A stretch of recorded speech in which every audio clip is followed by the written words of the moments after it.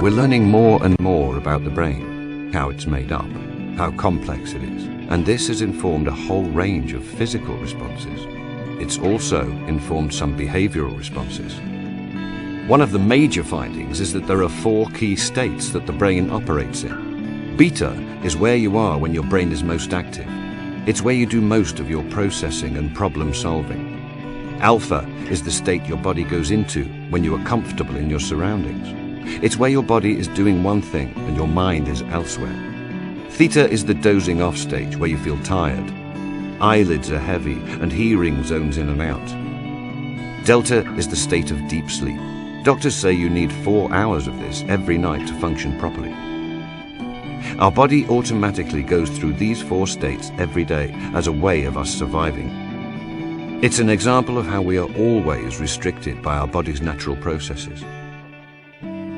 The need to understand our brain and how it affects us in our working lives has led to a range of interesting research and findings. In the 1950s, George Miller was experimenting with short-term memory, and specifically how much information anyone could retain in their conscious mind at any one time. He tested people's ability to remember a number of items. He even used the children's game Kim's Game, where objects are placed on a tray. The contestant is asked to remember them before they're covered up. One item is secretly removed or added, and the contestant is asked to say which item is new.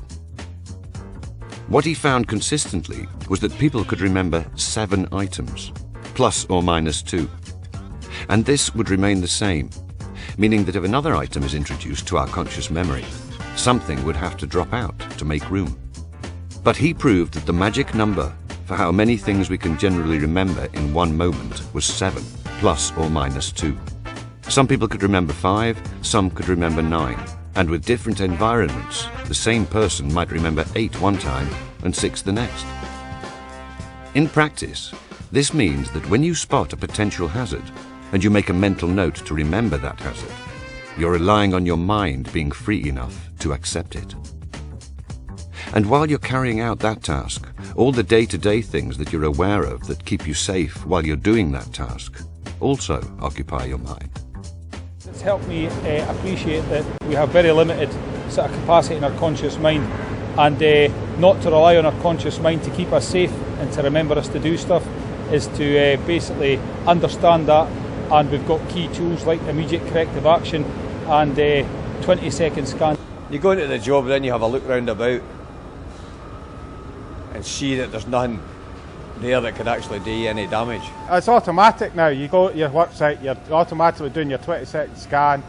Well, we come down here to have a look, to assess the job, have a 20-second scan, check the work site, and we found out that there was 4 or 5 argon bottles which we have to shift. There's something called a trap end, okay, and it's basically where the board overhangs the last transom and the board can tip, okay. I might have noticed that in previous things and thought, all right, I know it's there, don't walk over the edge. And then someone will pass me something and I'll talk about where I'm going on holiday and I'll take it and I'll step and it'll go. So I run the risk of actually going down. But if I'd have seen there was a trap end with the board away or whatever, I'll put an extra transom in, then that would have been immediate corrective action, removing that hazard completely. People naturally believe that they are safer than other people. The "what are the chances of it happening to me" sensation. Especially when we have a lot of experience, we think it's other people who are at risk. This is particularly prevalent when someone is in control. When it comes to safety, given the choice, most people would rather be the driver than the passenger. Being in control allows you to rely on your experience base. Where previously we were happy with the situation, we may now feel a little more exposed to the dangers. The observer always sees more. This is exactly the same in the workplace. Jobs that we're used to doing all day long become second nature, and we become familiar with making sure the immediate environment and process is safe. We are all naturally in a position to see more potential hazards in everyone else's work. Again, the observer always sees more. The same natural patterns that create the thinking, "it'll never happen to me," can be used in a positive way. We can contribute to other people's safety. However, the key to the advice being taken isn't always just about what it is. People's behaviours are affected by their attitudes. If someone delivers the advice in a humiliating or aggressive way, the receiving person's attitude will be affected, and their behaviour will be affected. It definitely makes a difference the way people talk to each other. If you speak to someone as a parent, they react automatically in child. So you want to speak to someone on a level playing field. Everyone's very approachable. You can just walk up to somebody, explain to them that you think something they're doing could be dangerous, or in the future might harm somebody else, and everyone will listen and put that right. Beliefs are your perception of how things are. What you believe sets your expectations of how things should be. Your expectations affect your attitudes and how you feel about an issue.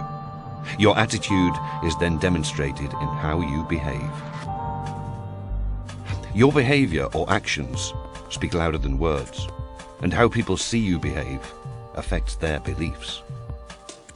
Their beliefs then set their expectations, and so on. What you believe essentially affects how others act.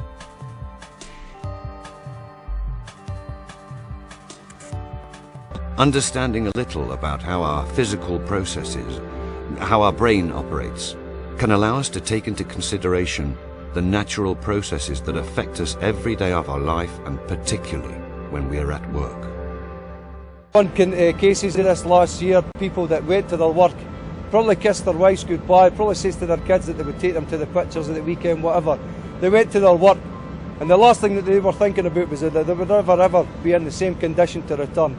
The human brain is fallible. We all need to accept that we're imperfect people, that we're infallible, and occasionally our brain gets overloaded. Okay, occasionally we get distracted, and occasionally we drop the ball. I think once you know that, and once you recognise that in yourself, that I am fallible, I'm not perfect, then it opens up for a whole bunch of conversations and behaviours.